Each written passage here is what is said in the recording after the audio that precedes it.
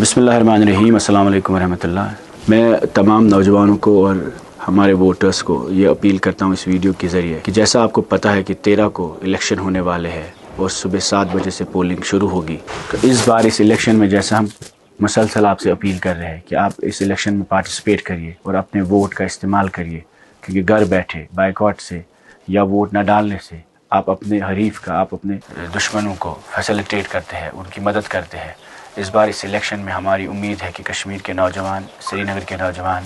और ख़ासकर वो लोग जो फर्स्ट टाइम वोटर्स हैं, जिन्होंने कभी वोट नहीं डाला है, वो आज अपने वोट का, अपने हाथ का इस्तेमाल करेंगे, अपनी ताकत का इस्तेमाल करेंगे, क्योंकि ये वोट आपके आने वाले कल के लिए, आपके नौजवानों के लिए, आपके बच्चों के लिए है, आपकी ज़मीन के लिए है और आपके अपनी शिनाख्त के तहफ़्फ़ुज़ के लिए है। मैं एक बार फिर आप सभी लोगों से अपील करता हूँ कि आप अपना वोट